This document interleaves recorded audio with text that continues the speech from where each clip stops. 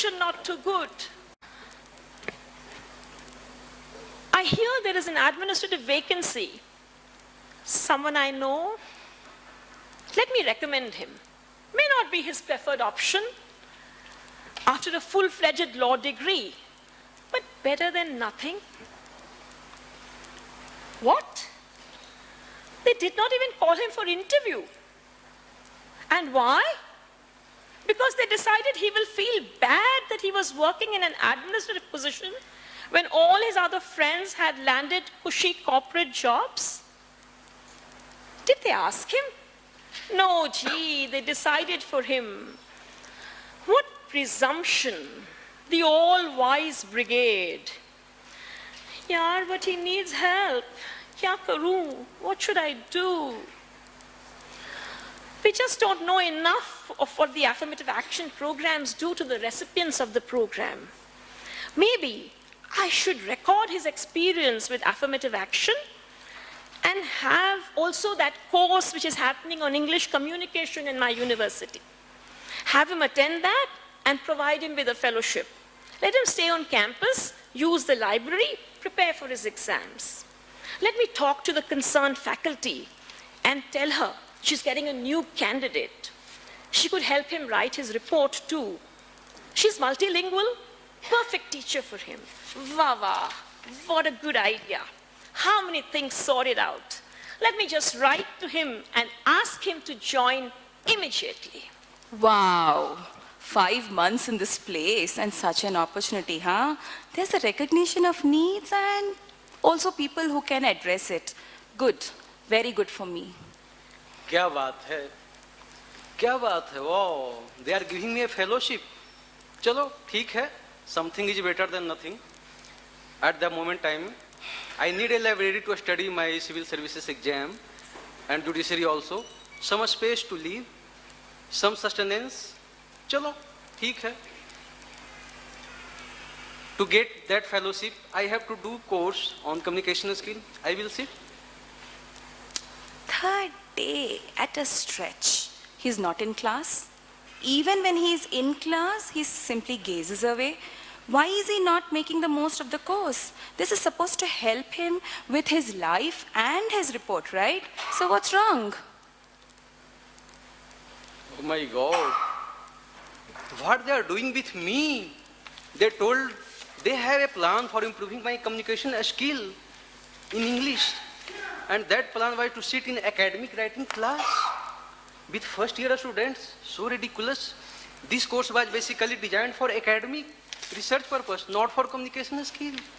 Then how is it going for help me? What I am doing here? I have finished my 5-year law journey in this prestigious Nalsar Law University. And also I got very good marks. So why should I do this? I feel like a child and clearly out of place. It is so frustrating and a kind of torture. But I have a choice. No, I have no choice.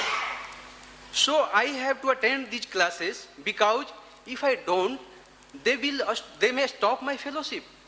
So fine, I will tolerate, no question asked, and do it.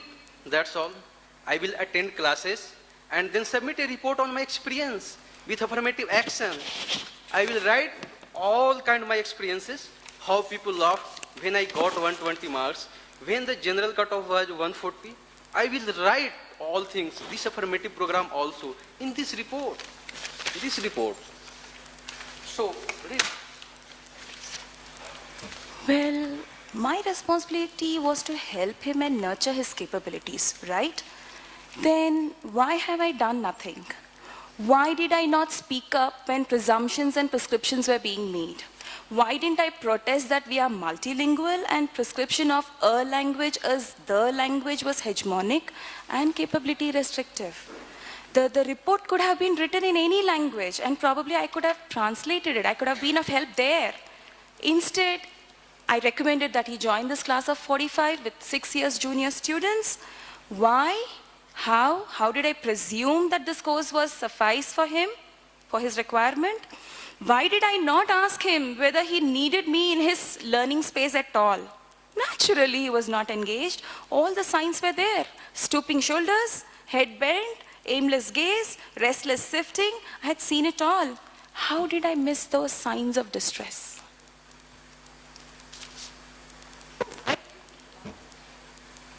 I, who go to classes and talk about ideas following language and not the other way around?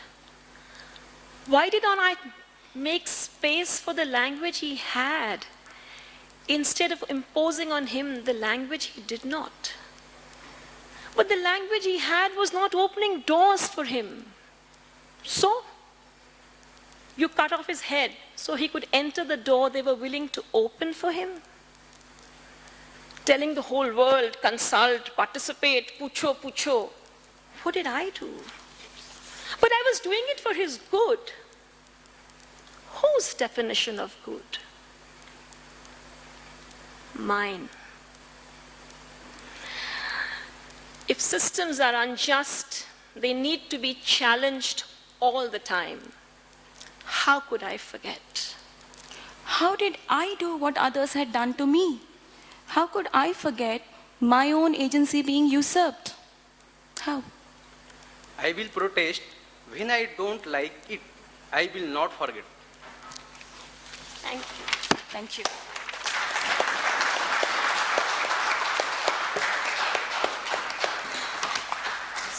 Susie, Tharu, Shantha, Annie, please could you come to the please.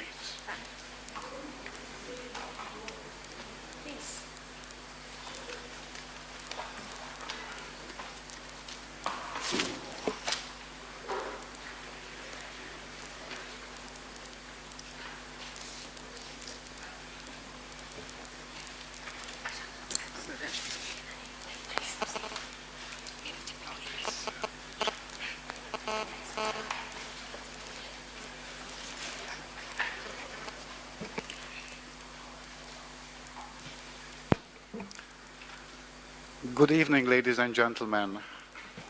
This is the session on affirmative action in realizing the right to education. And as you saw, we started with a real life-based story, which I think was quite powerful.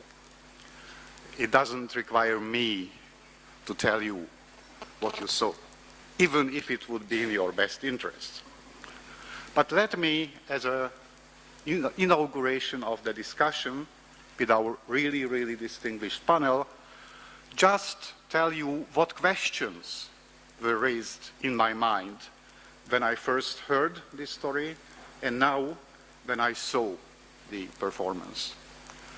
Well, affirmative action has been a buzzword in the realization of many of socio-economic sorts of rights, or as I prefer saying, social economic aspects of human rights, indivisible human rights. Now the question which was raised here and which has been raised by those who want to realize their social economic aspects of human rights is whether affirmative action is an unconditional good. If it is a magic bullet, or if it can be abused deliberately, or can be derailed unwillingly. In the story we saw, good-willing people from the administration, from the faculty, were doing their best, and yet the perception by the person whose rights we are talking about, whose right to education and its realization we are talking about, felt that it was a kind of torture. How can we frame or reframe or rethink affirmative action to ensure that it is really going to do what it is meant to do, rather than abusing the dignity of the person? Because the other very visual thing which came to my mind was the dignity of the person. And in my understanding, three human beings from different sectors of education all lost some part of their dignity in this game. So what can be done? Right to education, we heard about it, and we heard that it should be a right to quality education. We heard that equity is a very important factor in that. We will also hear in this panel about that good quality education, which is also substantively equally enjoyable and realizable for all without any discrimination, should be inclusive education.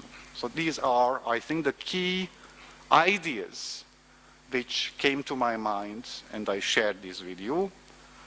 We have, as I already told you, a very distinguished panel, practitioner activists who have been using affirmative action in the field of education and in other areas as well.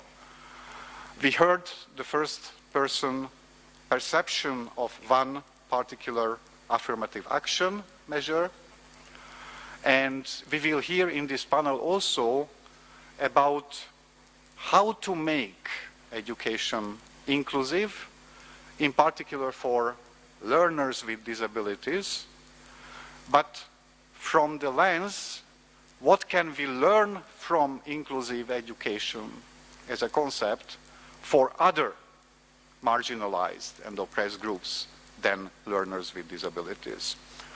So now, without any further ado, I would like to give the floor to our first speaker, who is Annie Namala, who really promoted equity and inclusion, and I asked her to reflect on failures and successes in this work.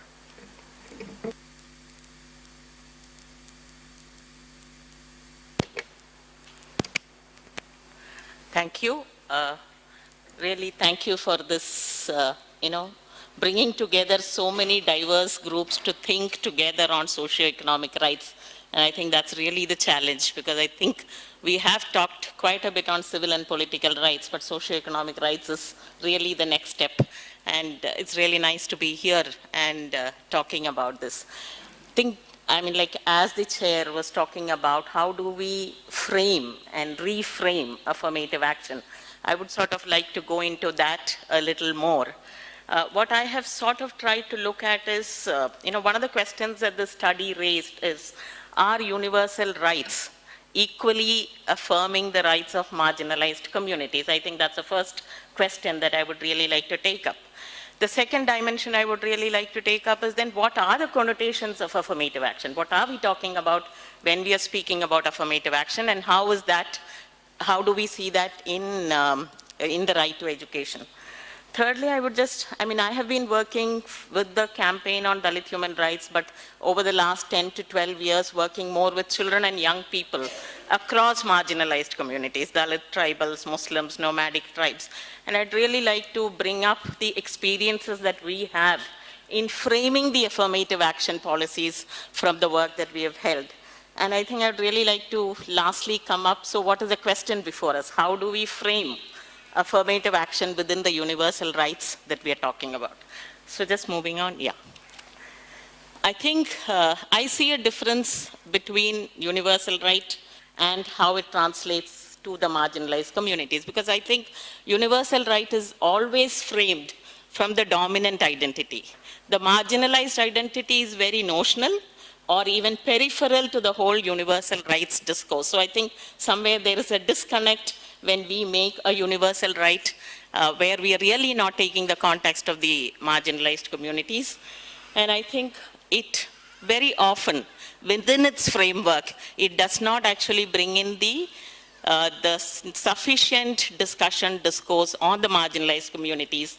And it is important for universal rights to actually contextualize the socially excluded if we want a universal right to be translated as a universal right. Otherwise, it doesn't really become a universal right. It remains a partially full-fledged right. So if you really look at the RTE Act, it does refer to the disadvantaged groups and the economically weaker sections, but very nominally in its definitions and in one or two sections. It does not look at implementing any of the specific provisions that the RTE Act has for ensuring that the marginalized community, whether it's section 12(1)(c) or whether it's bridge courses or whether it's language issues. So it has not taken these as its center stage issues. And a large section of schools that are run by the government of India for the tribal children, for the Dalit children, for the minority children are under the MSJE, the Minority Affairs Ministry, the Tribal Affairs Ministry. That is really not integrated into the MHRD when we are talking about the RTE Act. And it does not concern itself with some of the issues like scholarships, reservation and things. So somewhere I think there is a disconnect when we are talking of the right to education as an overarching right which translates itself or not to the marginalized communities. Just next slide. So what is affirmative action?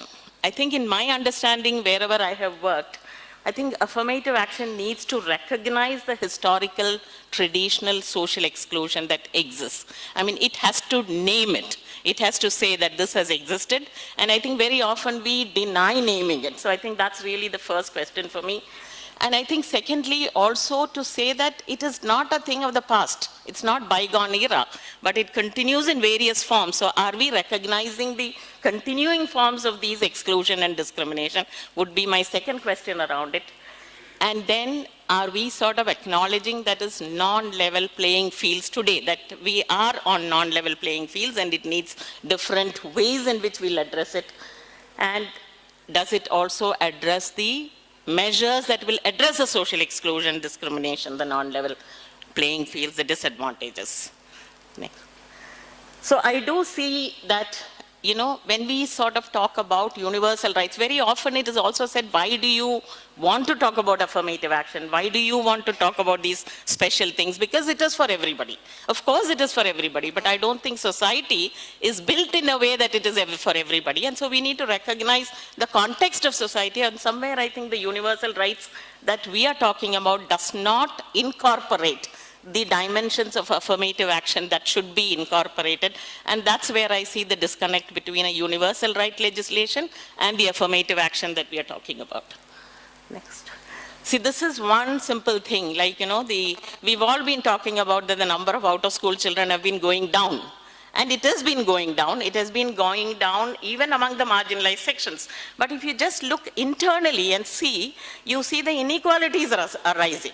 Like in 2009, while 65% of the out-of-school children were from SC, ST and Muslim categories, in 2014, 75% of the children are from SC, ST and Muslim categories, which is saying that though we are putting in measures, the inequalities and maybe the level playing field is becoming even more harder for children from these communities, even though we are talking about a universal right. So I think it is these nuances which we lose when we are talking about a very generalized universal right. So I see three major tasks that the affirmative action does. One is it has to incorporate measures that prevents the historical disadvantages. I mean, like, it may be untouchability, it may be something else, but it has to prevent. There has to be an act or there has to be a legislation that really says these are banned, these are prohibited. I think that's one section of the affirmative action that we need to talk about. And I think recognizing that society doesn't change as fast as the legislation changes, we need to also ensure protective mechanisms to address the vestiges or the bigger part of not just vestiges. So I think the protective mechanisms also become very important in affirmative action. And for me, the third thing is, how do you also promote? So I think these three dimensions of prevention, protection, and promotion are very important. And we do see some of these in the RTE Act too, some of these things being presented there. So if you look at the RTE Act, the historical social exclusion has been addressed to some extent by measures like reservation in higher education, reservation under RTE. You have social and spatial exclusion being addressed in some way through neighborhood schools, through residential schools, welfare hostels. You have economic exclusion at least mandated through scholarships, other provisions. And you also have educational exclusion, which is also mandated through reservation, free coaching, cut-off marks. So these are just the measures that the education sector has put in place, at least nominally, to address the issues of marginalized communities as affirmative action. Next. So if I look at affirmative action, I can see the larger objective, what we always talk about as social justice and equality. But I think these are just words unless we put in certain actions to it, certain strategies to it. And for me, the two important strategies are actually social equity and inclusion actions. Unless we put social equity measures and inclusion actions, we are really not going to reach social justice or even equality that we are talking about.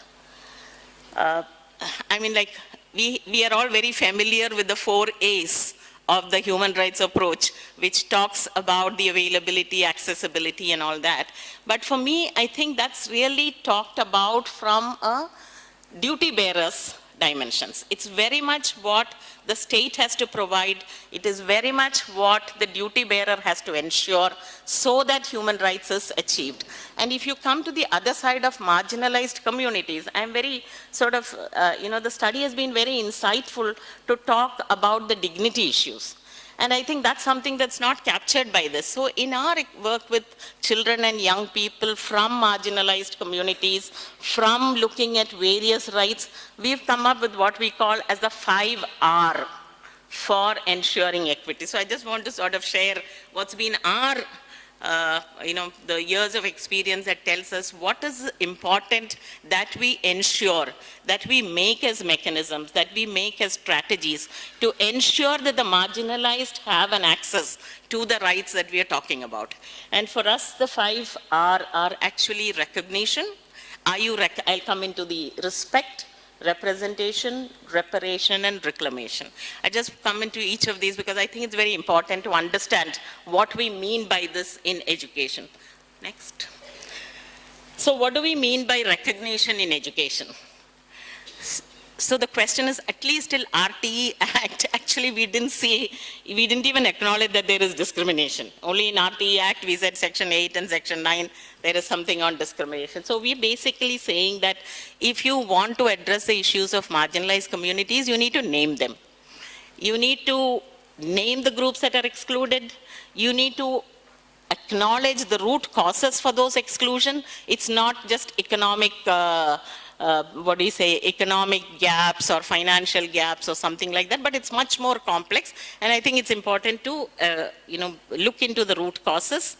It's also important to look at the form and nature. If today Urdu language is the problem for Muslim children, it has to be looked at as this is the reason why Muslim children are maybe not able to move forward in education, whatever it be. So I think it's just not saying that there has been some problem, but look at what is the current problem. If discrimination is a problem, it has to be addressed. It has to be recognized. And I think it's also, particularly like a country like India, I think it is important for us to recognize the population proportion we are talking about. We are not talking about a few lakhs, and we're not talking about a few thousands. Even something like few thousands of manual scavengers still continues to be a problem. But we are talking of about 60-70% of our population. Just SC, ST and Muslims together constitute 39% of the population, and then you add the others, it would easily be 50-60%. And if 50-60% are marginalized, you cannot be talking of a development without really bringing their framework into the whole thing and naming them and numbering them and seeing what is the magnitude that we are really talking about. The second one I would say is really respect. I think the whole question of dignity had also come up in the study. I mean, like, are we treating people with respect? Are we respecting the culture, the whole idea of beef discussion, the whole idea of jihad, or whatever we are speaking about? Are we really treating people with respect, their culture, their knowledge, their leadership? I think respect becomes a very important R for us. And the third one with representation. I know in the RTE, we've started off with the SMC representation. But, still at other levels of decision making, how are we really getting the getting the knowledge, getting the insights, perspectives of these communities in decision making and various other things. I think representation means much more than just nominal representation, but really making it a substantive recommend. And also like, representing their curriculum. If I look at any of the textbooks, it doesn't really have any connect to the children that I'm talking about, their leadership, their culture. So I think it's very important to see that education curriculum represents the communities that we are talking about. Next, reparation. This is again something which I think is very important because we give 150 rupees to a child who's pre-metric scholarship. Post-metric scholarship had said that it will cover all costs, but over the last 2 years, we've been seeing each government going back on it and saying they'll give 15,000 per month, per year for a child who's into higher education.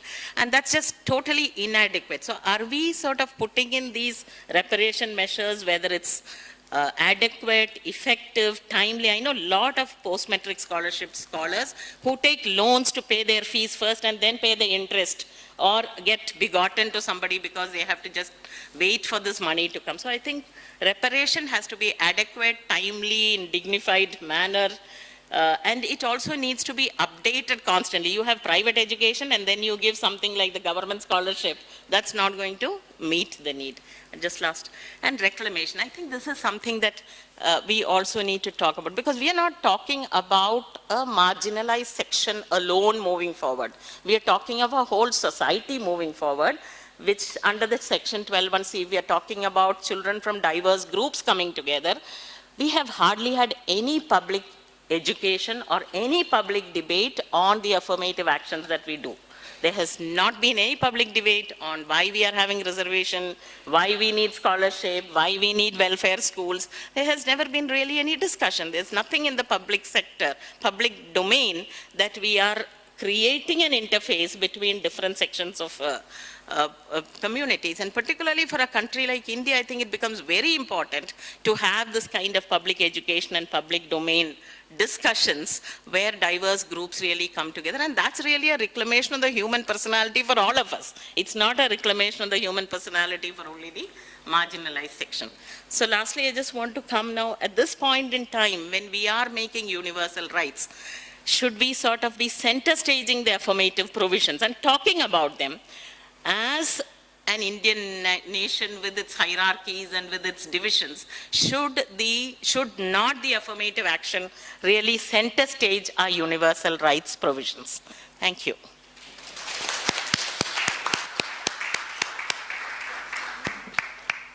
Thank you very much.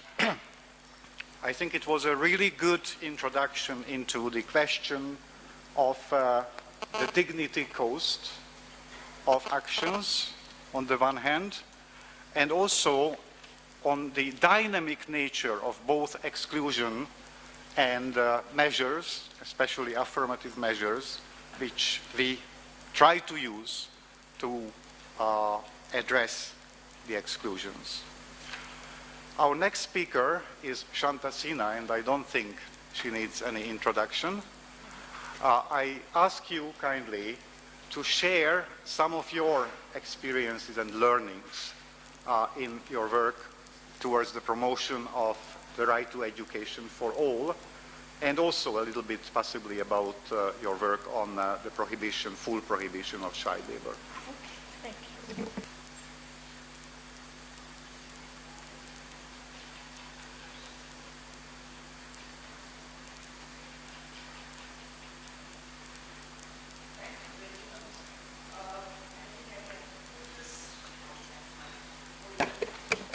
Yeah, I'll put aside what I had come prepared for, because these were not the questions I thought I should be talking about. In any case, when I heard the initial introduction of Amita and Maheshwari, and Shiv on that, something struck me for which I have no answer. I thought, I know Gabor is here and he would understand, perhaps I'm misrepresenting the plight of the first generation learner. And I think there's some schizophrenia here.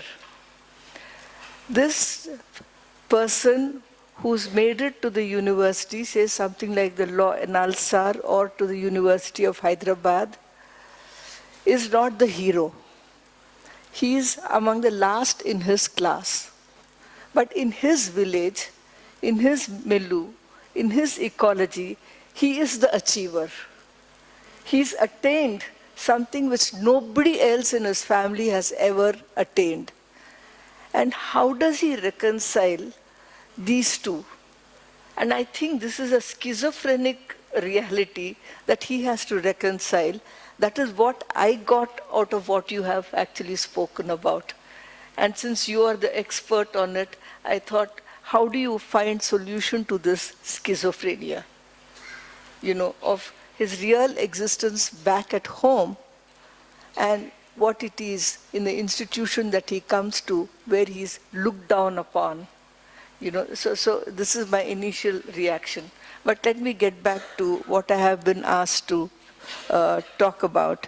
Now, one thing that I believe, I do not know if I understood Annie very well, but I believe that universal rights and affirmative action are complementary and not contradictory.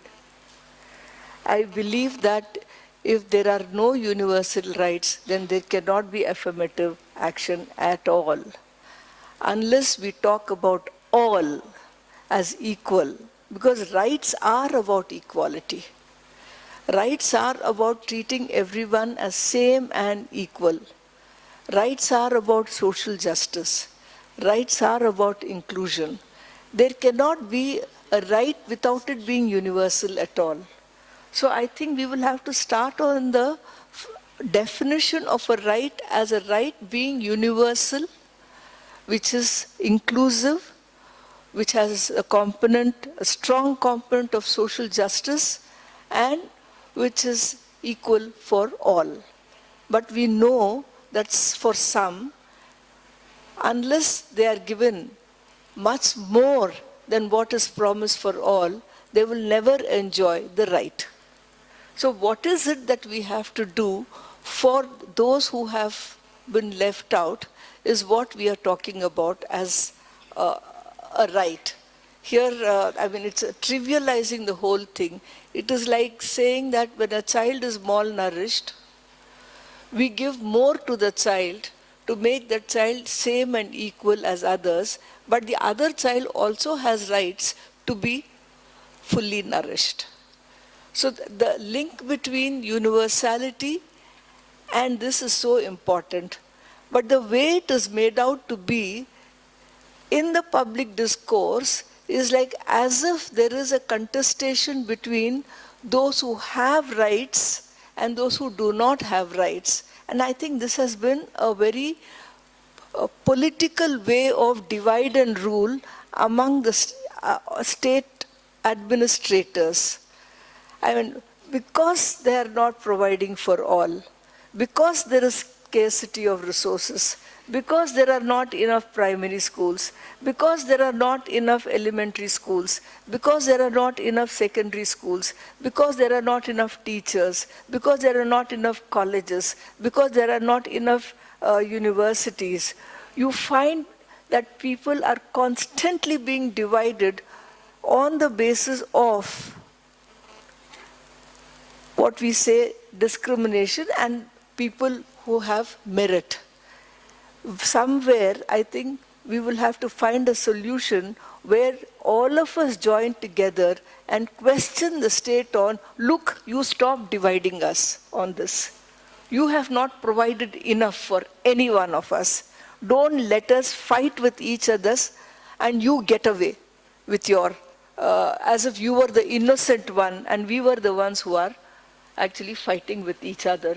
I think it is important to look at it. There's a very short time, so I cannot elaborate on it, but this is just to tell you that this is a new kind of divide and rule, which Annie had also mentioned. The kinds of schools there are, the kinds of colleges there are. If that is not divide and rule, what else is?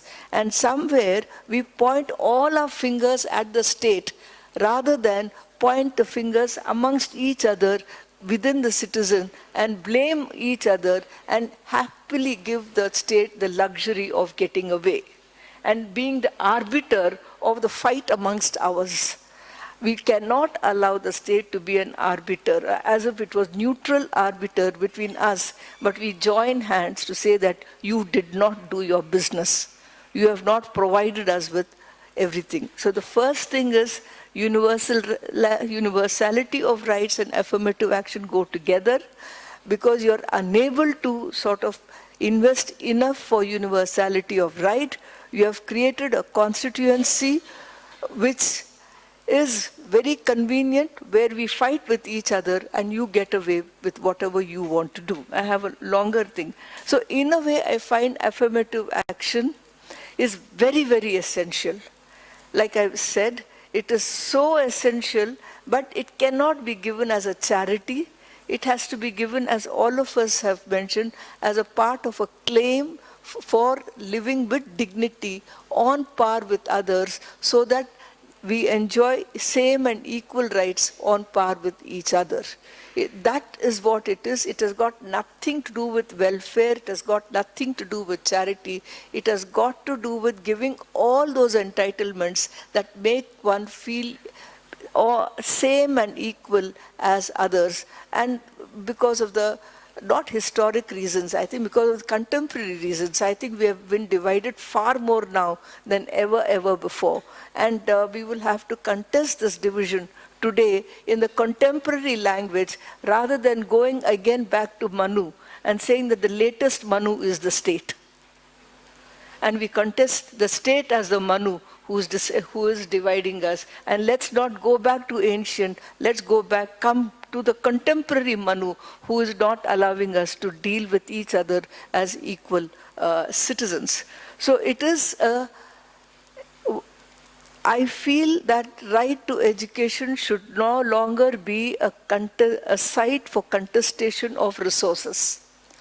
It should no longer be a site for contestation of power.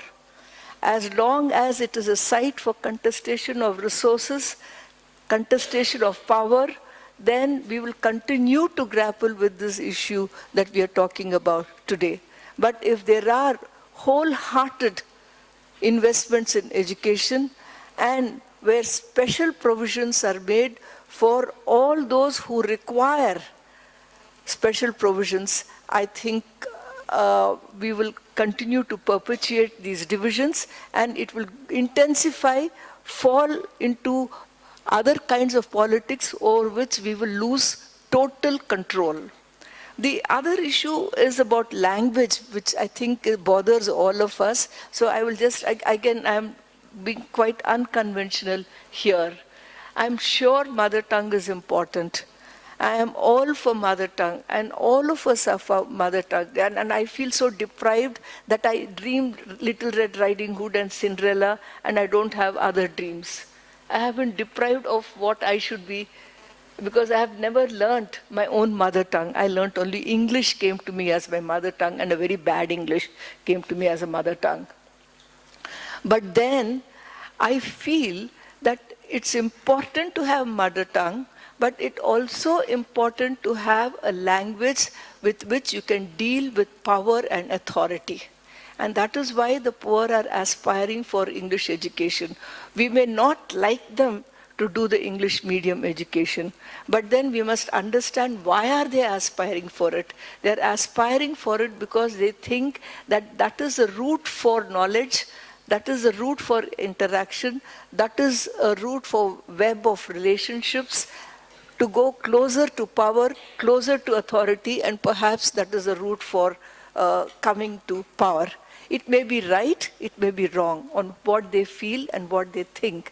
But I think we have to think deeper on the language issues and have a far more nuanced idea on what to do at language and at what level we shift from say if you're a Gondi, at what level you shift from Gondi to say Telugu if you're in Andhra or Telangana, and from what level you continue in Telugu and when do you introduce English. These discourses have not been done enough, so we have to think hard on it. But language is part of power, is something I feel that we will have to make sure. In fact, if it has to be part of power, let us make our mother tongue part of power for negotiation. Work towards that. That we have not done. Our circulars are written in English in Telangana and Andhra. Our entire files are written in English. Unless we change the modes and ways of doing our daily lives, it won't just change, you know. And I think we will need to have a more nuanced discussion on language. I have nothing more to say because I am responding to what I have been asked to say. Otherwise, I have another 40-minute lecture. Thank you very much.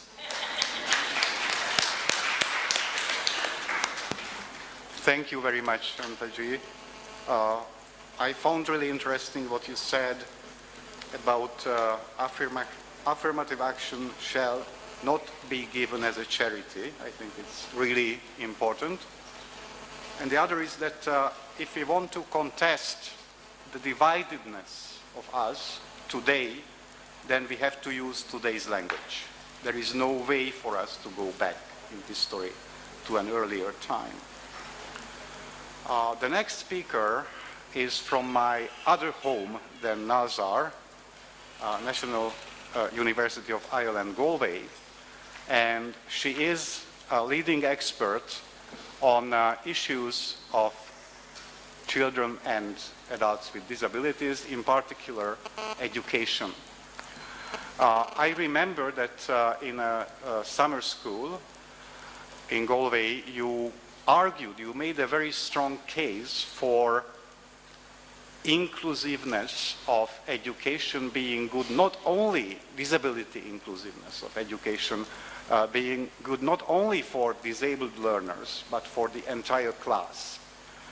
So I am really interested in hearing from you that argument briefly, and also how some learnings can be drawn from the disability inclusiveness for other marginalized groups in education. Okay, thank you, Gabor. And I'd also like to thank Amita for the invitation to be here today, and for Akshara and all the team for making this such a smooth event and such a smooth trip. Exactly as Gabor has said, in this paper, I'm going to address the right to education, but more specifically, I'm going to address the right to inclusive education as enshrined in the UN Convention on the Rights of Persons with Disabilities. And in particular, I hope to address the relevance and the potential of this provision for all marginalised children, be they marginalised on the basis of their disability, their caste, their race, their tribe, or their socio-economic background. I appreciate from conversations that we've had over the past few days that there is an acceptance that some rights are difficult to define, and additionally, the failure to define gives rise to implementation issues. So as a result, the focus of this paper is an attempt to set out the contours of the right to inclusive education and see how it can be applied across the board. I do address it primarily from the perspective of children with disabilities, but I would be absolutely very disappointed if you came away thinking inclusive education is about children with disabilities. To my mind, inclusive education is about addressing the excluded and the marginalised groups in society, whatever the cause of that marginalisation.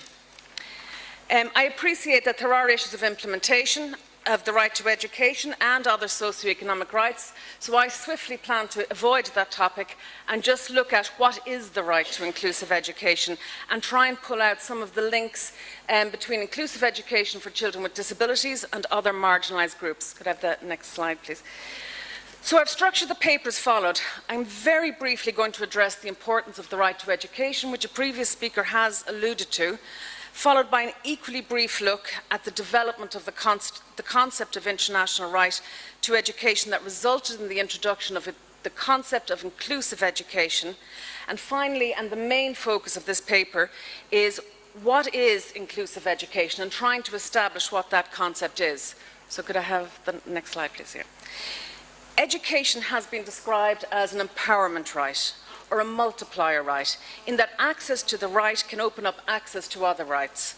The former UN Special Rapporteur on Education, Katarina Tomaveski, and this builds on the bridge analogy that David mentioned on day one, stated that education is a bridge to all human rights. It is, as she stated, indispensable for effective political participation and for enabling individuals to sustain themselves. It is the foundation for eliminating discrimination. It is the key to unlocking other human rights. On this very same issue, the Committee on the Rights of the Child have stated that the lack of appropriate education and vocational training discriminates against children by denying them job opportunities in the future. So the right to education is more than about access to a school. It is about more than about access to a curriculum. It is about access to a child's future. Moreover, education, unlike any of the other rights we have discussed, is both a means to an end as well as an end in itself. In effect, the right to education is of a different nature to some of the rights we have discussed, because education, once accessed, it can't be taken from you. Once you've learned to read, you have learned to read. It is different, so it's a different nature of a right. So granting access to that right and being able to benefit from that right is vital, and perhaps more so for groups that have been traditionally excluded and marginalised. So, the term inclusive education is relatively new in the context of international human rights. It was introduced by the UN Convention on the Rights of Persons with Disabilities, which was adopted in 2006. And that's the first human rights treaty to use that term. But this term didn't come out of nowhere. It builds on the history of previous conventions.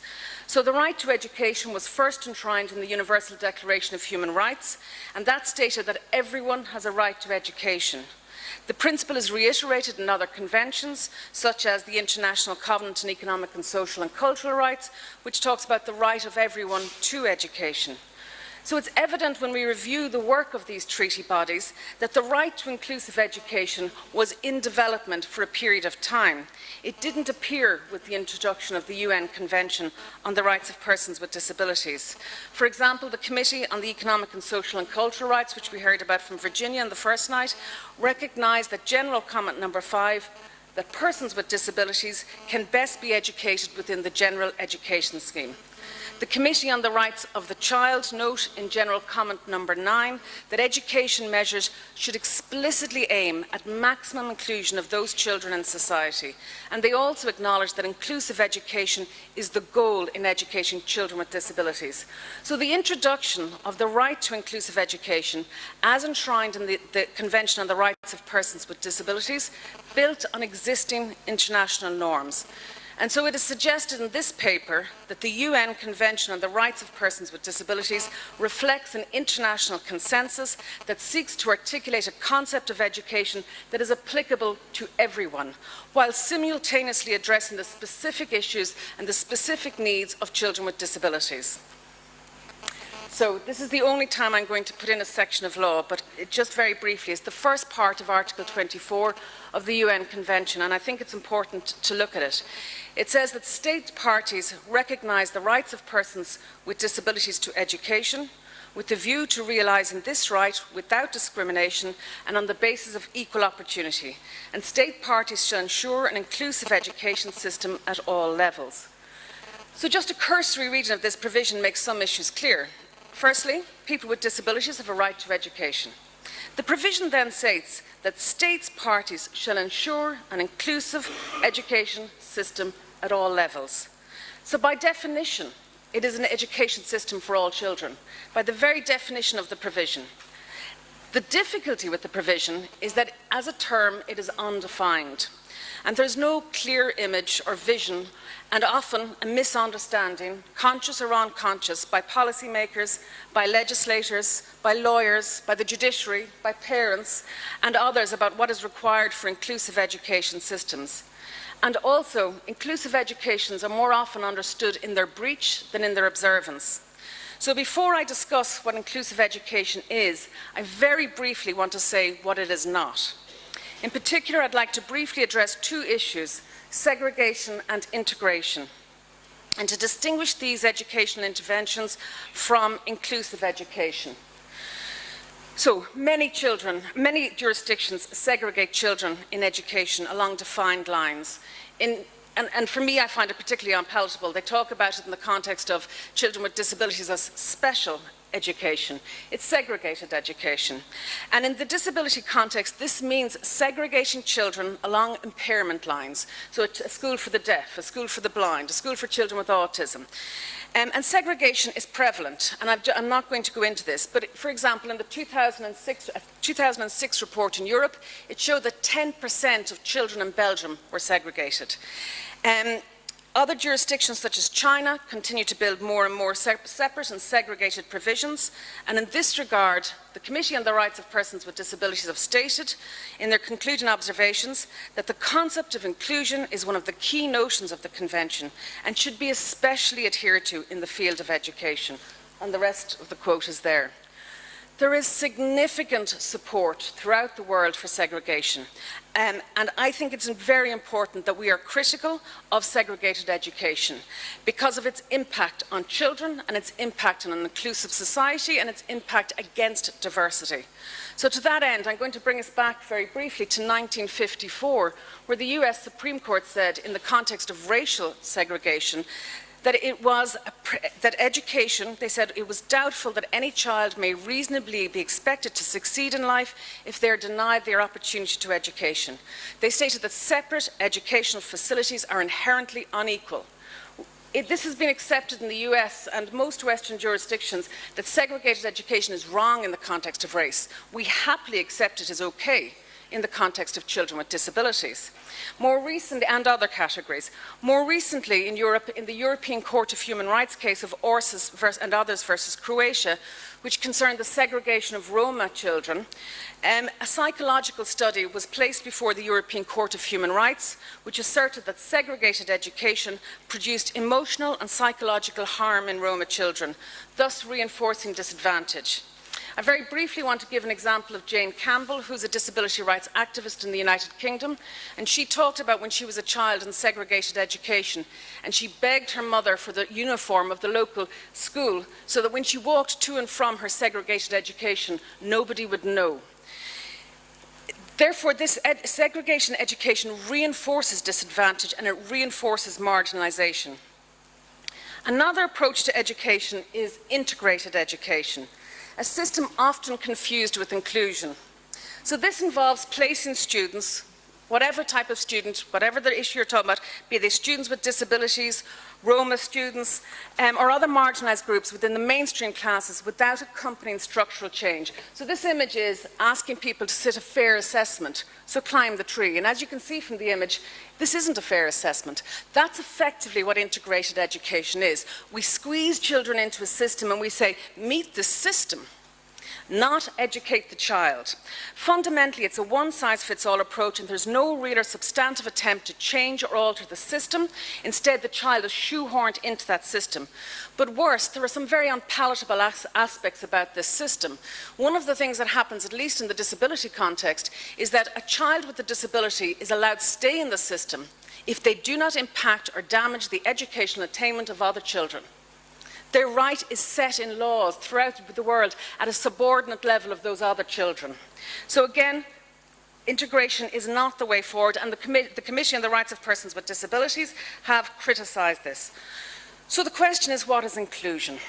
And if I could go to the next slide, please.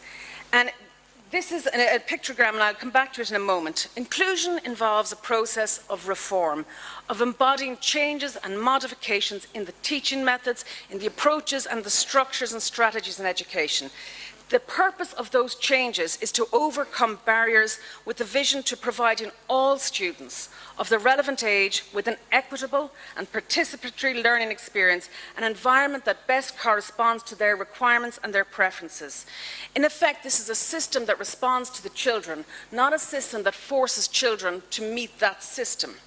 What we are being required of an education system is to be sensitive and responsive to all children, so that the child with a disability, or from an indigenous background, or a refugee child, or a child from a deprived socio-economic background can attend his or her local school with his or her peers, and that system must be flexible.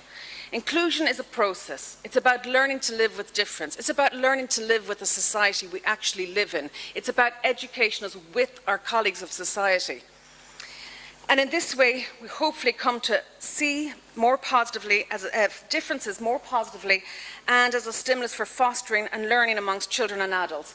And if you look at this, we can see the systems of exclusion, segregation, integration, where they're in the school but they're not in the school. And inclusion is about all children being equal together. Inclusion is about presence, participation and achievement of all students. Sorry, next slide. And the presence is concerned with being children, where they're educated and how reliably they attend. So they should be in school at the same amount of time as other children, not out working on the farms, not out working for a couple of days a week. They should be in school with all other children.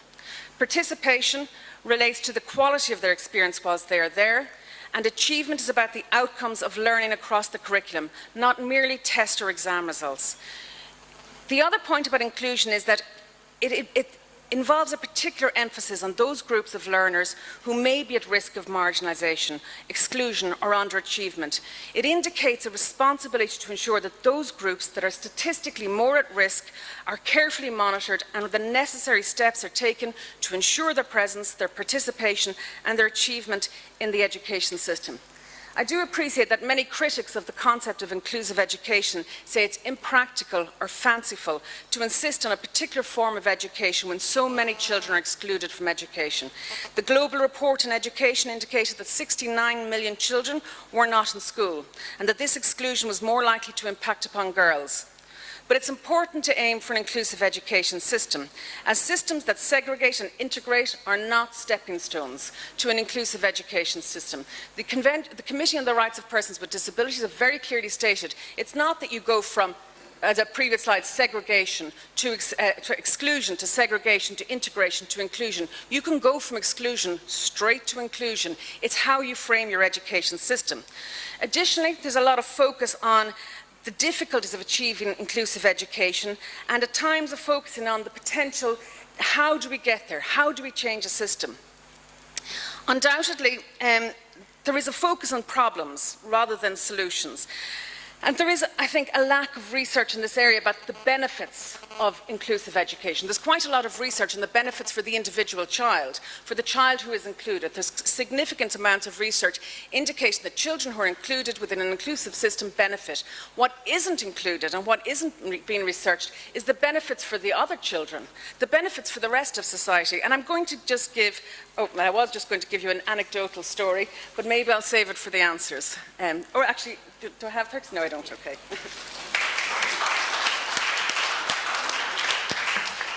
Thank you very much, Shivaun. I genuinely believe, although I am not impartial, that we all can learn a lot from the newest major human rights treaty, the Convention on the Rights of Persons with Disabilities, which actually have messages not only for people with disabilities, but all of us. Just a few things which I think may be useful in the discussion which we'll have after the panel. We have already heard about the dynamic nature of some of the issues related to affirmative action and exclusion from right to education. Now again, Shivaun raised the idea that inclusion is a process, which implies that it's a dynamic issue and reforms are necessary. If you recall the beginning of the panel with the show, you may have understood that there was an underlying question, many, but one of them was whether it is the learner coming from a marginalized group who should be helped to become fit to the existing educational system, or the other way around. You try to fix the system, to reform the system, to make it fit to the individual learner. Now, the CRPD Convention unequivocally said, at least in the disability context, that the second option is the acceptable option. So we have so far, at least my understanding, that this panel helped us identify two important criteria for a useful affirmative action, which will hopefully avoid the abuse potential. Namely, it should not be given as a charity, it should respect the learner's dignity. And the other is that it really should not be mixed up with segregation and inclusion. And you can transform a segregated educational system in one step into an inclusive one and not need to go through all the stages. I had the privilege to be in the CRPD committee as a member when we reviewed China. And actually, Chinese government argued, and my impression was that they genuinely argued, that before the convention entered into force in their country, those children with disabilities who are now in segregated schools did not attend schools at all. So they argued that this was an affirmative measure for the children, and yet the committee disagreed with this approach as an affirmative action. Now, our last but not least speaker is Professor Susie Tharu, and I ask you kindly to try to share your views on these very same questions, and if you can reflect on the showcase we had in the beginning. Thank you.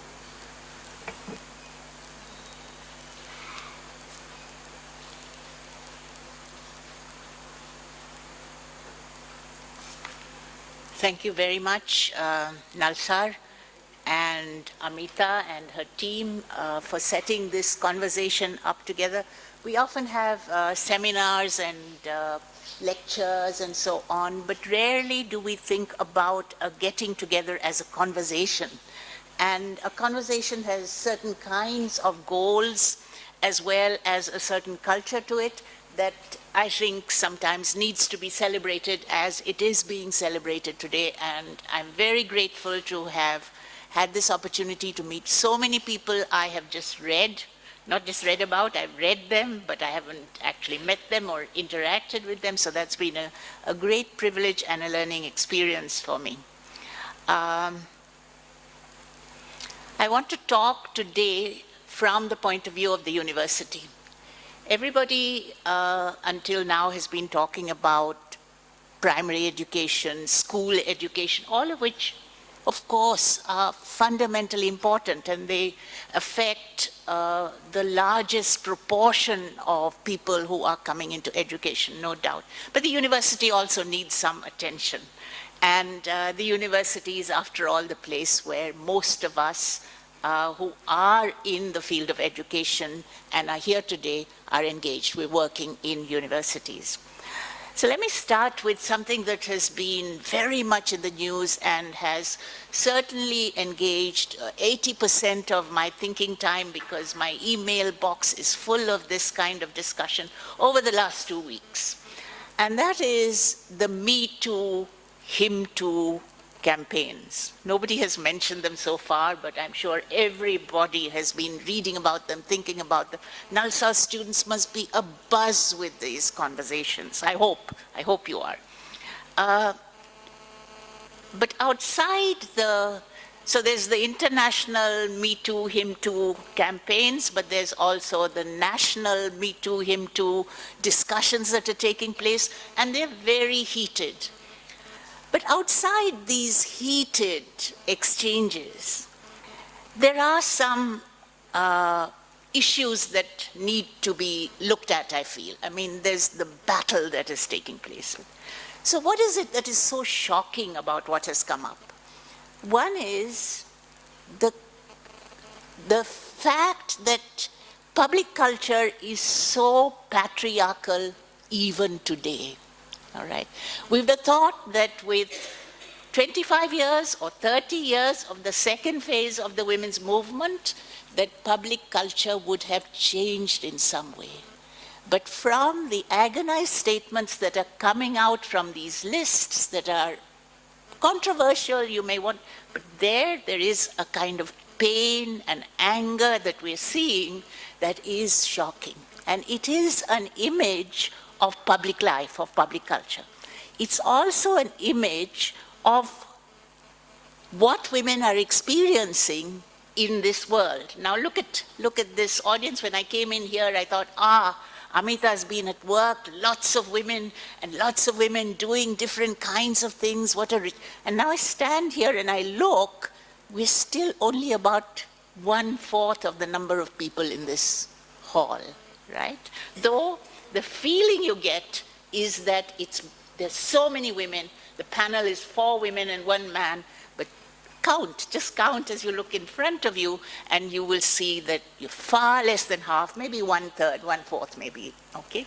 So even when there seems to be such an enormous presence of women, they're not there. It feels as though they're a lot because it's more than what they would be outside in a public institution like this, okay? The second thing that is so interesting about this moment that we are living at this moment here is the extent of the widespread experience of harassment. It's not just that it's patriarchal, there's a widespread experience of harassment. Now, when we're talking about inclusion, exclusion, harassment is a very important aspect in thinking about this. Do you feel harassed in a public institution? Is there risk in a public institution of harassment? And it is a measure, that is a measure of how functional our institution is. And I can see many women nodding when we're talking about harassment, because it still is the unspoken undercurrent that all women, and now we know all men also live with. But it has taken so long for this to erupt in a way, in a controversial way, but it has erupted. And my own feeling is that though a lot more women in India at least are coming into university, and the figures are so impressive. In some states, more than 50% of the students in the university are women. Punjab, for instance, think of that, all right? And this is so across the country that we have more and more women coming into the university. There has been no effort educationally or politically to change the patriarchal culture of the university. Right. So there's a movement, but has there been any educational effort? Has the university itself invested in changing the patriarchal culture of the university? So if we take something like the Saksham report, that is the UGC put out maybe 3 years ago, the Saksham report actually gives you procedures for dealing with sexual harassment and how to set up an internal complaints committee or a sexual harassment committee to which you can report sexual harassment procedures that have to be followed and so on. But at the beginning, in a very large chapter of the Saksham report, are suggestions about how you can create a non-harassing culture in the university. And that is, no attention has been paid to that at all. I have seen no university that has actually acted on those suggestions about having a cultural festival at the beginning of every academic year where these issues are discussed, where there are films, there are talks, there are plays, there are activities that say an egalitarian culture in our university would involve this.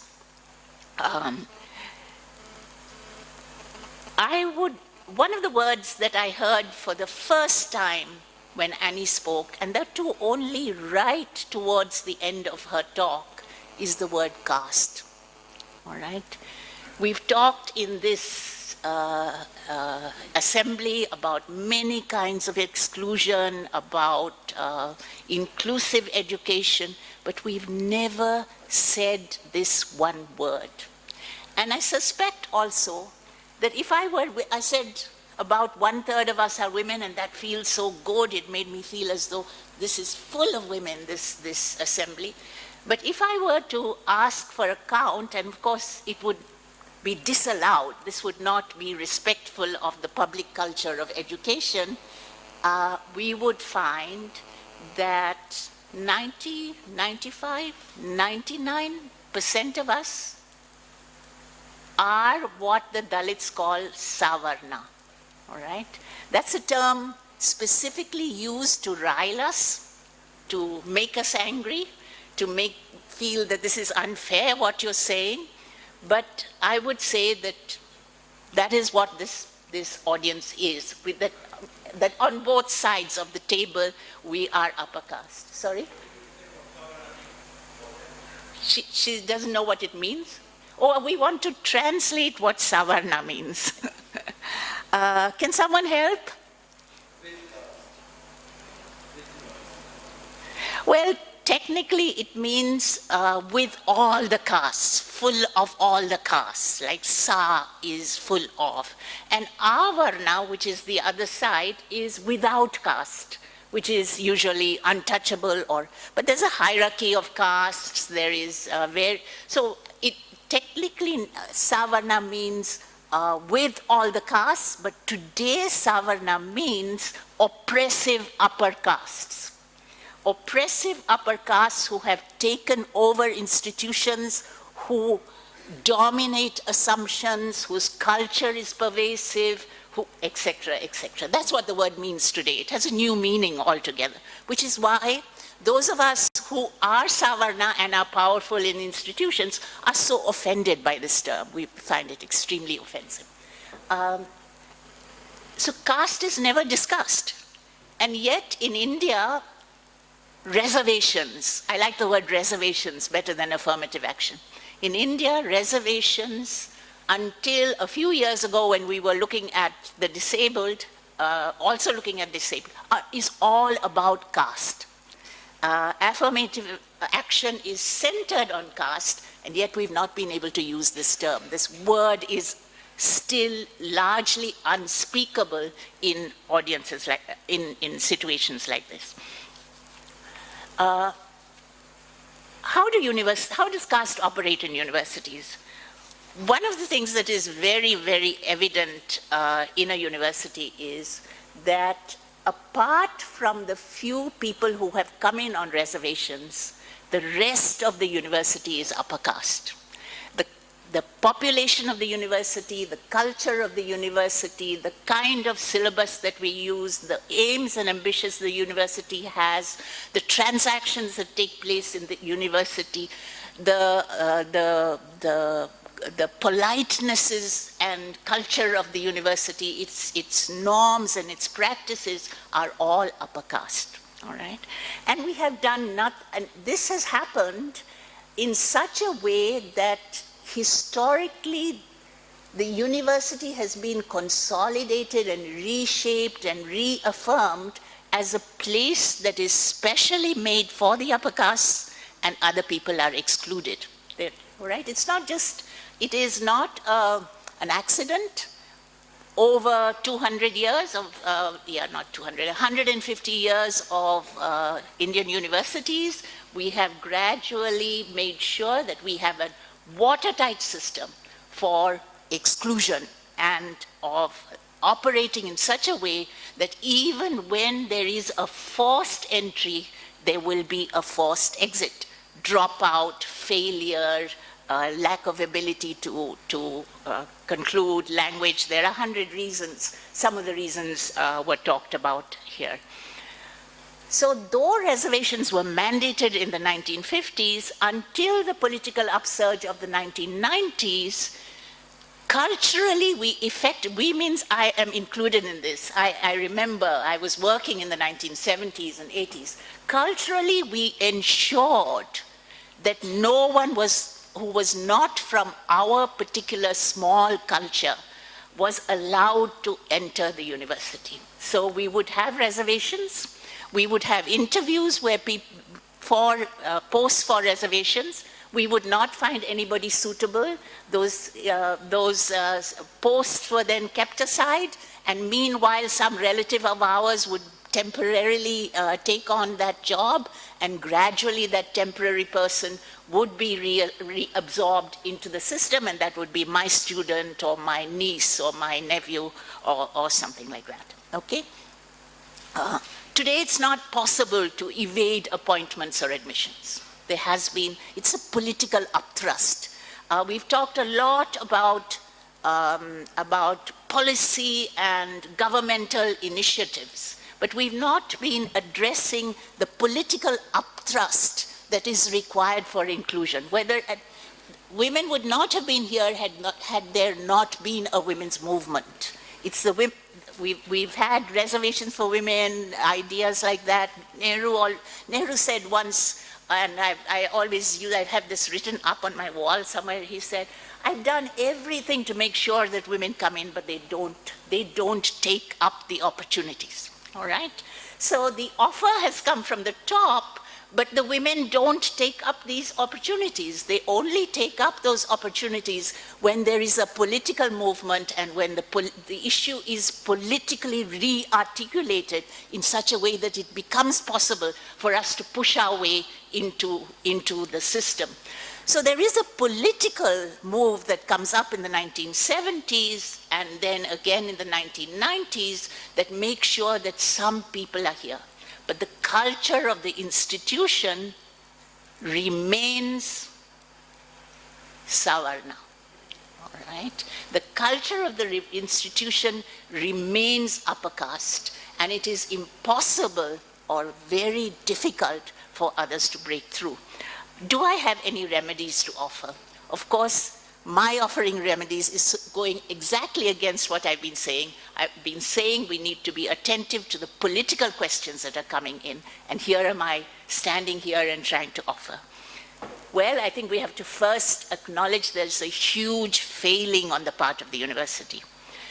We do dysfunctional research, there's failure and dropout rates, there's suicide rates. In my university, when students pointed out that in one department everybody was failing, the head of the department filed a criminal defamation case against those students. Right? That's how the law is being used. So the law is also. I think we need a richer understanding of what is rights and justice. For instance, is protesting against discrimination defamation? All right. Are you lawyers trying to help us argue cases like this? What our ambition should be is a transformation, not a reproduction of the university. Thank you.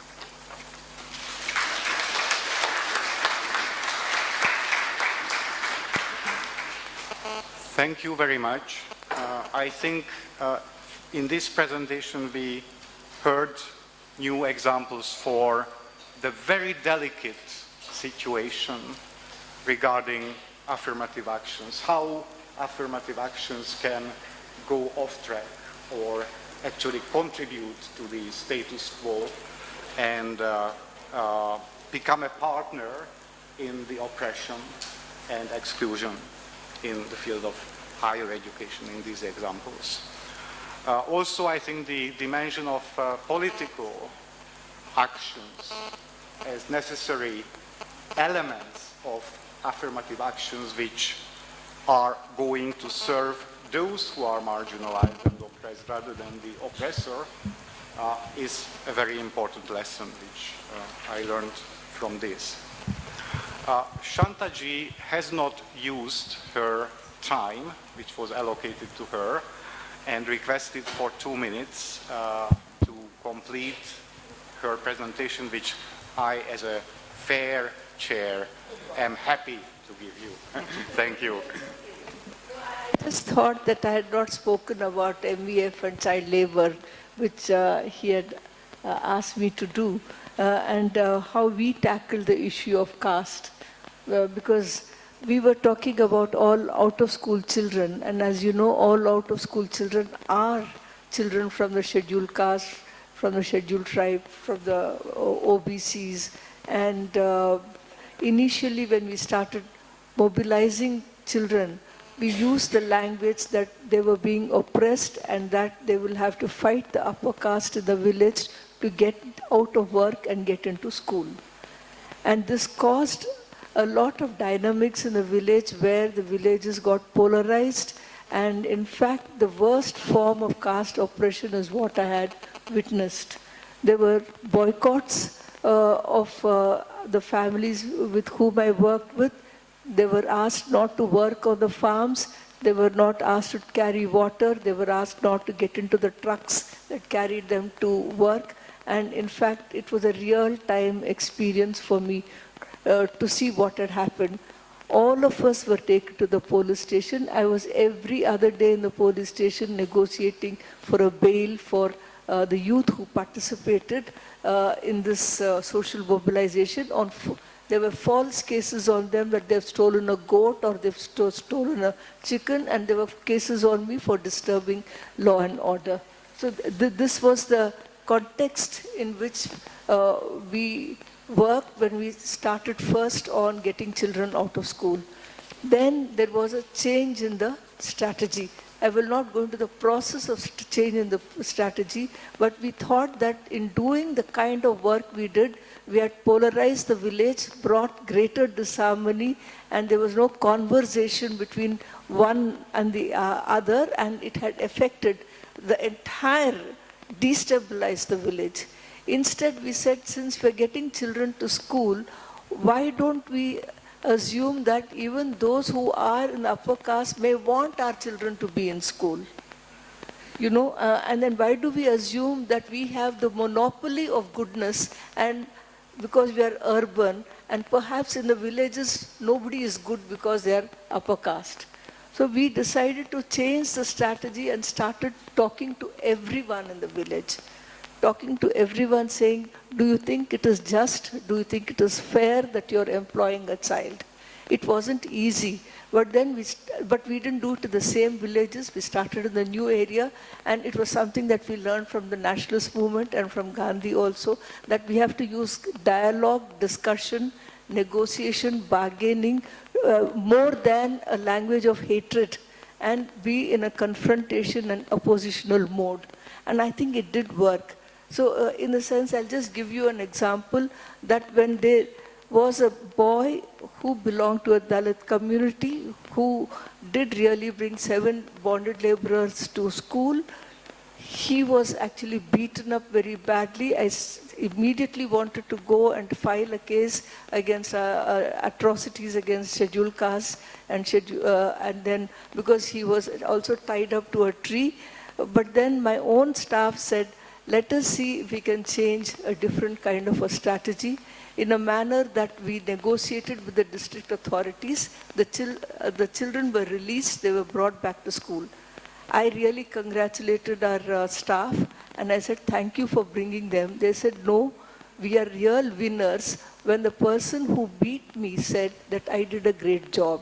So they took 1 whole year to change the person who beat him and made him later the president of the Child Rights Protection Forum of that village. And we have had innumerable cases of people who have converted into pro-children, and they've transcended their parochial identities. They're all part of Child Rights Protection Forum. And what I found in this experience is parochialism is up there, not in the village. My experiences have shown that in the neighborhood, in where we are, it is easy to converse. We've had a whole village that really saved a mosque from being burnt when there was a Babri Masjid.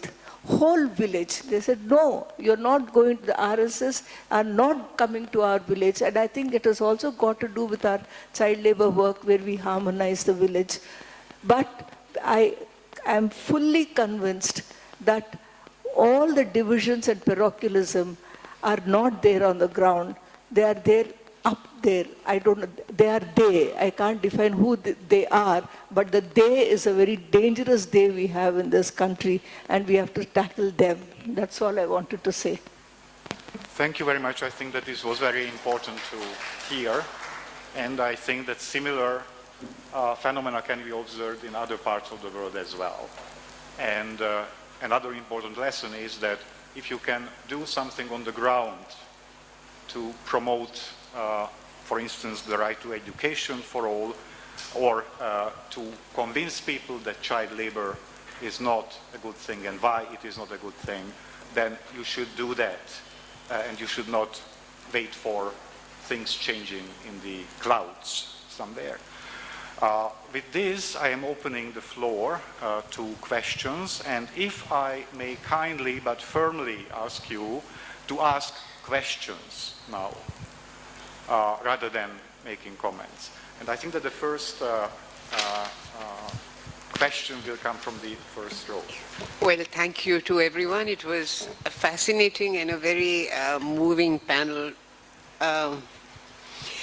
This question, oblique comment, is towards for Annie, though it probably will apply to all the presentations. You see, you gave us a very comprehensive package of principles that should guide action and should guide policy. The problem is that the working of affirmative action or social justice in the country has been bedeviled by a particular disjunction between the three kinds of objectives that you laid out. The first is material redistribution, which, given the muddled state of policy making in our country, has not been very successful, but not been entirely unsuccessful. It's somewhere in between. That's what most scholars agree. The second objective is the right to voice, not so much representation, but the right to participation, the right to have a voice in political deliberations. Now, in some parts of the country, the Dalit movement has wrested the right to voice from the fists of very recalcitrant elites. You know, that is also a partial success. Where I think we have slipped up is the recognition part of it, and recognition in the term, in the sense of treating others with dignity, as mutual obligation to treat each other with respect. I was wondering where we'd gone wrong, and I've done a paper on historical injustice and how do we deal with historical injustice, and my suggestion is that the way that Indian policymakers, they have not justified it. And you see, you keep renewing affirmative action. At some point, I think there are going to be questions by the younger people. But more or less, we are also being very patronizing about it. And I think we need a dramatic change of language. We need to learn from the feminist struggle. I'm seeking your response. We have to drop two things. We have to drop the notion of compensation, because compensation may be a legal concept. It's not a moral concept. You cannot compensate anybody for the harm done. And secondly, we need to drop the notion of the victim. And so we have to learn from the feminist movement. But most importantly, I think we have to resist this easy substitution or the soft option that the government of India has been engaging in, substituting justice with reservations. The whole concept of social justice, instead of justice for all, there is reservations. And it keeps being used as a political bargaining counter. You look at Gujarat these days. My suggestion is, and I wonder how you will respond, or how I think there ought to be a two-pronged strategy.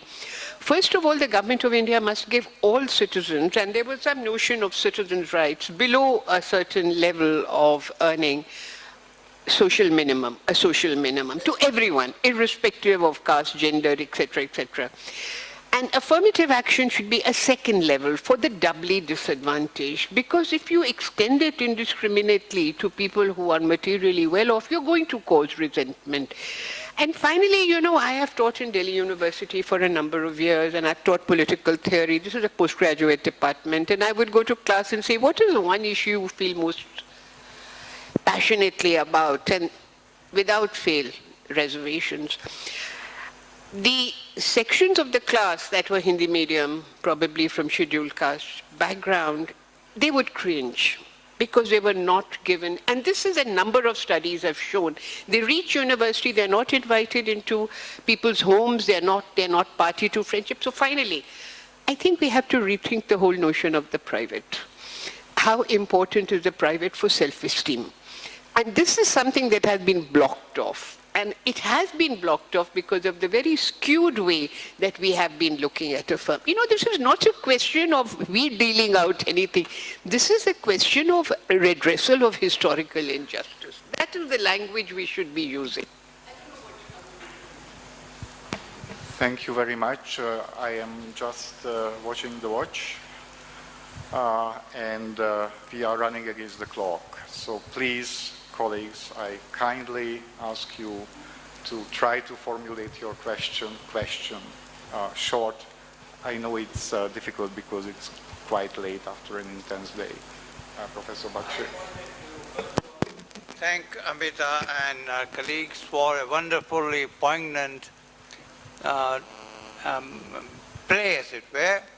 And I think it taught me one thing which I always have also stressed, namely, a teacher must be a being who constantly lives under terror of uncertainty of knowledge, rectitude about knowledge. And that uncertainty, the unlearning process, is as important as learning process. And how does one get to unlearn what is called savarna, whatever that means? It means domination. How do we unlearn domination if we are teaching law? The law is supposed to be an agency of domination or social control. So that's one thing.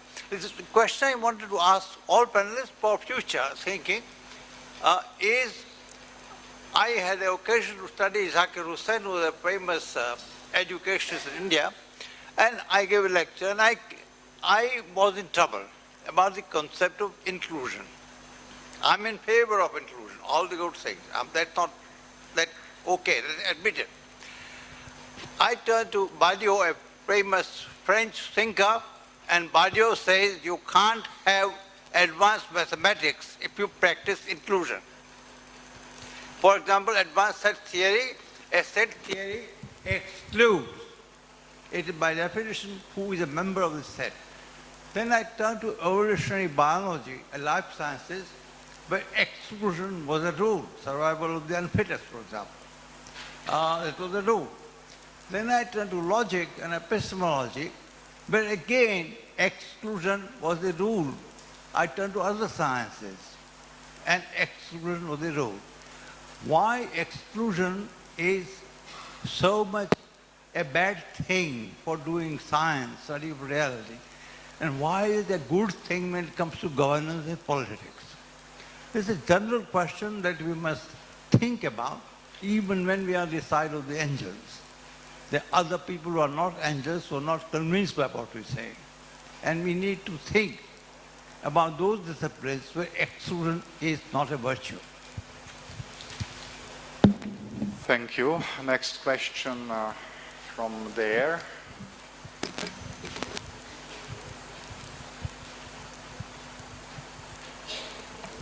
Thank you for the opportunity. I have been a student of a great teacher who has been constantly saying that law, we should be conscious of the fact that law has a limitation. Law, nevertheless it is required, but it cannot change the hearts. Now, the government, there is a relatively very less amount of work in changing the heart. Government does not advocate, it does not come up with the awareness policies like it came up with the family planning in other areas to change the mindset of the people. And I think this is a deliberate attempt on the part of the government that deliberately do not want to do it. What are the reasons behind it? The question to the entire panel. Thank you. Mr. Bakshi.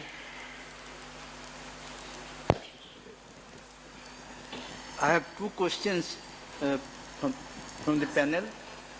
One is, so-called affirmative action in India covers only the public sector, unlike in the United States. When everything is being privatized and the public sector is shrinking, I have not heard anybody saying that in fact the ambit of the public sector should be, or rather affirmative action should be increased to cover the private sector also. And the second question is that many of the OBCs have been the oppressing castes in states like Gujarat and Tamil Nadu and several other states. Now these oppressing castes are now wanting reservations. The same castes who have been the main oppressors of Dalits, Muslims, etc., they are wanting reservations. What do you think about that? Thank you very much. The next question will come from there, from Ayman, and then we will move to there. And then likely I will close the questions to have sufficient time for the panelists to give answers. Just a quick observation on segregation and inclusion. Within India, you have a fundamental right that's available to minorities, linguistic and religious minorities, to establish and administer their own institutions. In the context of public schools and public universities, where Muslims and Dalits have constantly experienced physical and cultural violence, they've been made to clean bathrooms, they've been boycotted from midday meal schools. In this context, there has been a counterculture where communities have taken ownership of their own education, where you have segregation of another kind, where you're saying that if these schools and institutions are not willing to accept us, and if teachers and if principals and administrators don't look like us and don't behave like us and don't speak like us, we'd rather establish our own institutions. So there is importance in thinking of segregation of another kind or exclusion of another kind, where communities take ownership of their own education, because it matters especially in contexts like Telangana, where there's been a fair amount of inclusive education in the public sector. Muslim minorities in Telangana are more literate. It's one of the only states where Muslims are more literate than the Hindu community. However, when you look at graduation rates in universities, and if you look at the number of Muslims being admitted into public universities, it falls down to 4 or 5%. The reason why this is happening is obviously because these are universities, colleges, and institutions that don't seem to belong to you as either an inclusive space or as a cultural space. So that's a brief observation. Thank you for the question. Now, the next question will come from Professor Niranjana Radia, and then the last question will come from the second floor from the gentleman. I just want to raise one important question as well as observation. It's quite natural that when we discuss about education, all these issues, whether it is the caste, the division, affirmative, exclusion, all these questions naturally, we always confront.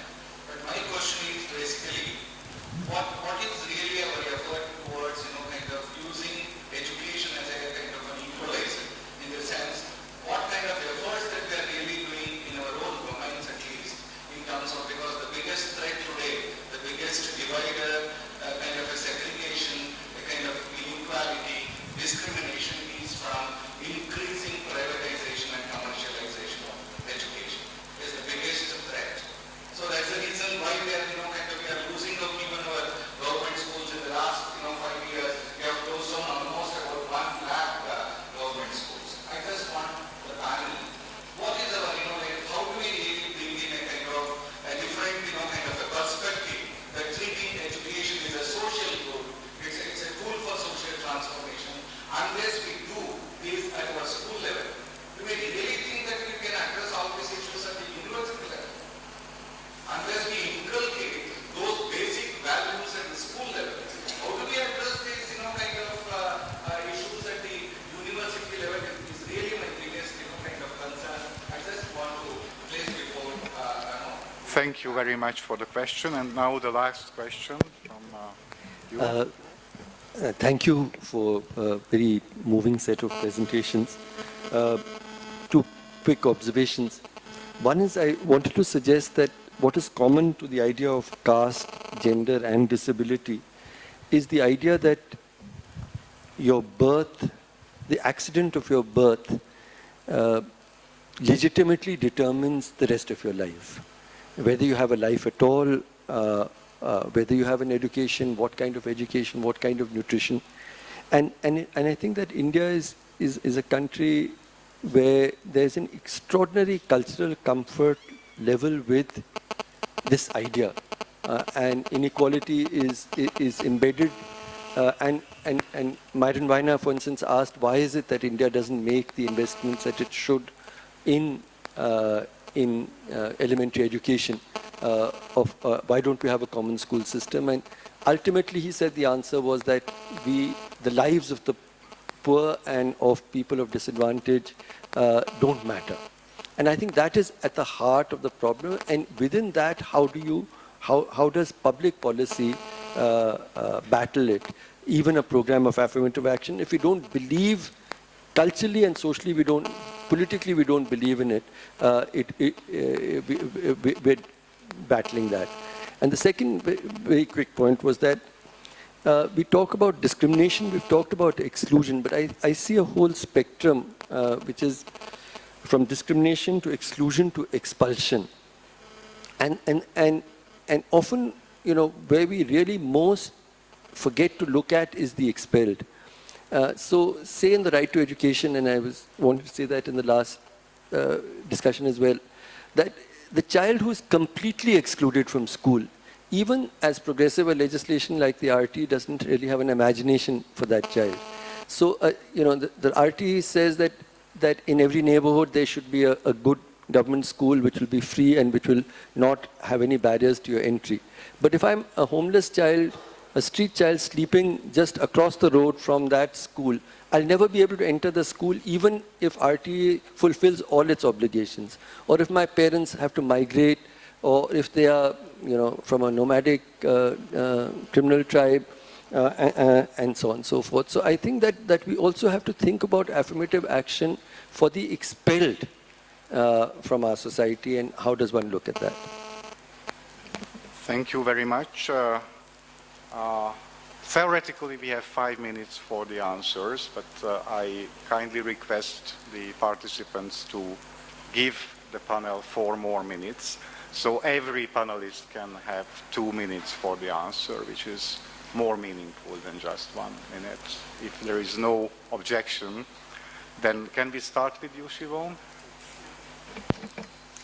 Okay, well, one of the questions asked, there was a couple of questions I felt I could address, was how do we change a mindset? And I'm going to give the example now that I had wanted to give. So I'm going to give an example of, and I know that Gabor knows this example, of my daughter who's in an inclusive school. And there are children with disabilities, there are children of different religions, faiths and abilities within the school. And she's 8 now, but a couple of years ago we're in school, we're in the shop, and a child was having a full-on temper tantrum, full-on breakdown, and an episode. Now the child was about 8 or 9, so I, like others, turned and stared. And my 7-year-old child at the time turned around and says, "Mommy, don't look. She just has a disability. It's nothing to worry about."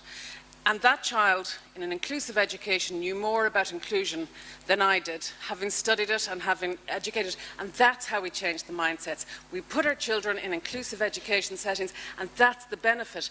Another issue you asked is like education as an equalizer, or education, how do we get that change? How do we get the issue around privatization? And again, I'm going to give a second example. We need to do the research into the benefits of inclusion and the actual financial benefits as well as the other benefits. For example, in segregated education in Belgium, they spend 5 times the amount of money on children that they exclude than they do on including them. So move the money into the inclusive settings. But also they've shown that when they've introduced changes to situations, and again, it's anecdotal evidence of schools where children have come into the schools with visual impairments. They made changes like painted steps to show different depth perception.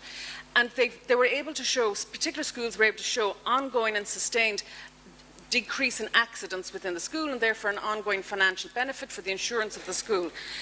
So segregation another question was taken up, is that communities take ownership of their education because of violence and because, talking specifically about the Dalit and the Muslim community. And a very similar thing is happening in the Irish context, because inclusive education is not there. What we have is an integrated system, and children with disabilities are being failed within that education system, so parents are seeking segregation. So I think what you haven't got is an inclusive education system. What you have is a system where we're trying to shoehorn those children into a system that isn't meeting their needs.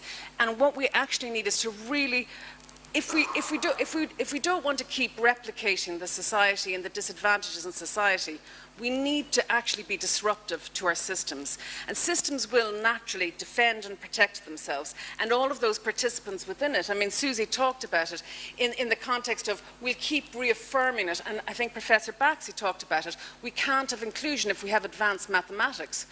Well, which is more important? An inclusive and equal society or advanced mathematics? I think we take a judgment call, and I think our judgment call should be about an inclusive society.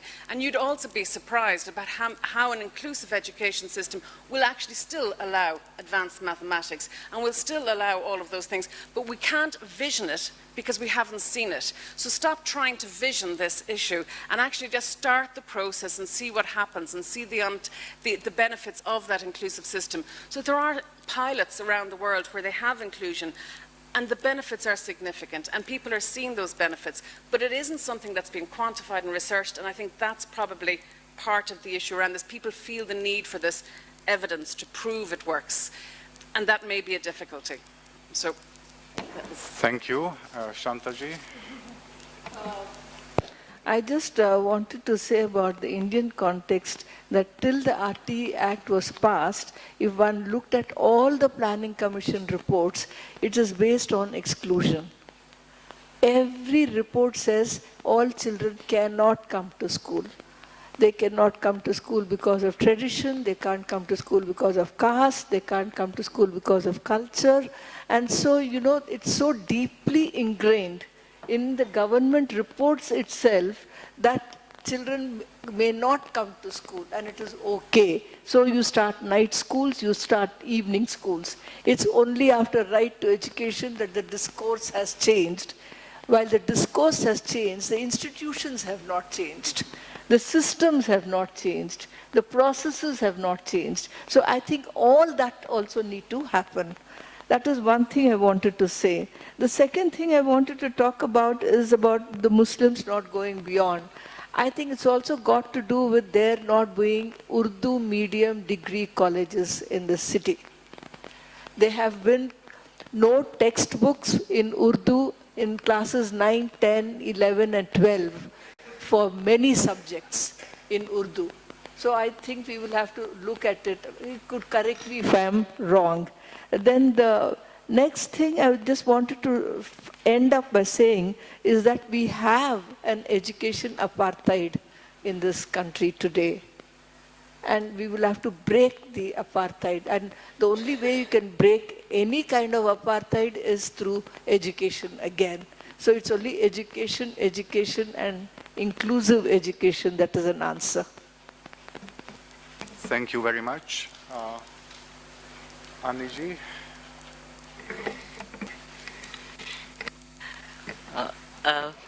First of all, it would surely not be answering, but certain thoughts that come. I think one is to really recognize the complexity of the marginalized communities within India. I think when Shanthaji talked about the schizophrenic situation, I think it is even so much more complex from where you are, where you come to, what you do. It's like touches every part of your life, and I don't think we have sort of organized systems in a way that it can rework many of those. We may have done one little thing here, one little thing there. So, a child that comes from a village to an urban center goes through so many things, and we haven't really made that system. So I think what is happening is the marginalized Dalits, we are responding to a particular given frame. And we are saying we need this because we see that as the available space. So I think one response and action is really to respond to a given frame and say that we need this or we need these to be implemented. And I think the second dimension is what Susie was talking about, is going beyond that frame and making a political assertion like maybe what the Hyderabad Central University students did or Jignesh is doing. I think that is another frame also. So I think we are sort of working on these two frames. One is demanding something which is already given, and then demanding something, going something beyond the frame and trying to work that out. And I think one is, in my own experience, when a right is specifically given to the marginalized community, they exercise it much more. Like I've seen the SCP-TSP, I've seen the SC/ST Act, I've seen reservation. They do not exercise a right which is more general. So it is important how, if we want some right to be translated, those specificities are built in, I think would make it much more easier for the right to be exercised. And that's been my experience all through. And I think that's why we have so little education activists from Dalits and tribals and Muslims, because education is really a general subject. We'll have many more actively on SC/ST Act, prevention of violence, SCP-TSP. So I think that's again something we need to see how we are integrating the two. And lastly, I want to say, for the marginalized community, government and the dominant section and private are all overlapping. It's not like the government is someone else and the dominant sections are someone else and the private sector is someone else. I think they are all so overlapped. So when we are talking of what the government will do, what the government will not do, we are also saying what the larger society will do and will not do.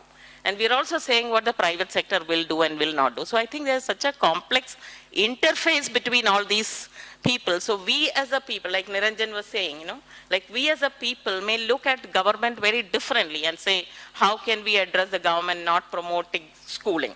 The Dalit will say that, why is the landlord not allowing us to go to school? They are all the same. So I think, how do we sort of nuance these discussions where we are able to, do we come together? I don't know, because we have not had measures and mechanisms to really address our mindsets. So will a dominant section and a Dalit section really come together on addressing these? I think that is something that we'll have to really, we've not really started that. So I think it's quite a long way to think that we can, really work on some of these things without maybe much more of intense engagement, debate, discussion, strategies. Thank you very much. Professor Tharu? There's so many issues that were raised that I just thought I would comment on just three. One is the whole question of what is the point of thinking about the university? We need to be working at the school level. Inclusion and equality and so on are things that you have to build from the bottom up. I think the university is very important, because the university is where intellectuals are trained, where ideas are consolidated, where writing is done, where you give a leadership to a community, where a community gains its leadership. What would the Dalit movement in India have been without Ambedkar?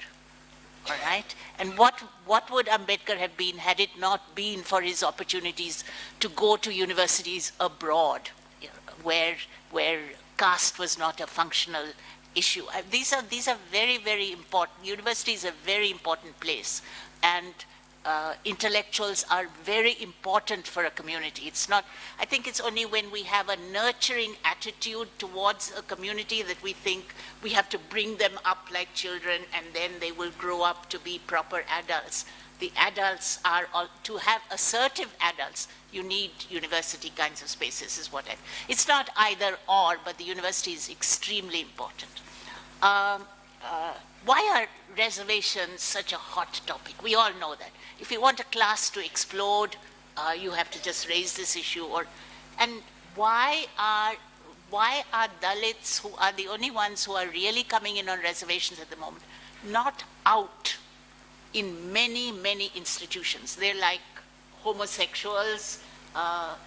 They are in the closet. They're not out. They don't declare themselves. They're not able to. In the South, Dalits are more out than they are in the North, because there is a strong Dalit movement and these questions are. So why are reservations such a hot issue? Now, if I ask this audience, they would say merit and this whole question of not having admissions and competition and all this kind of thing. But if you asked a Dalit group, they would very clearly say reservations are such a hot topic because this is such a casteist institution that they do not want anybody else to succeed. All right? So there are two explanations where it's coming from. That one is it's casteism that is creating the heated aspect of the reservations debate, because a Dalit teacher said to me, they don't allow our students to get PhDs because that would give them mobility. A PhD would give them mobility, and mobility is not allowed. So there would be many reasons why this would be stopped. So the two sides are arguing in different ways, see the whole thing in different ways. To an extent, I agree with Shantha that these are not questions that you can look at it as incomplete positions of opposition. But these are also not non-antagonistic positions. There is some antagonism in all this as well. The private sector. Well, I think many people are asking for reservations in the private sector, and there is a push the women certainly have pushed for affirmative action in the private sector, and it has happened to a great extent. Affirmative action in various different kinds of formations and institutions. There's reservations in Parliament coming up. And ILEA recently had an exchange, I think, about the caste nature of economic activity in this country. And one of the things that he's always flippant and serious at the same time. And one of the things he flippantly said is, I will take back what I said about the Vaishyas if they give reservations for Dalits in all their industries. All right? Now, he's pitting this. So the private sector and of reservations is being discussed. It's not enforced, but is being discussed. That's all I have to say. Thank you very much, all the panelists and all the participants, for your questions. And enjoy the theater and then the dinner. And during the dinner, I encourage you who still have questions to hunt the panelists and continue the conversation. Thank you.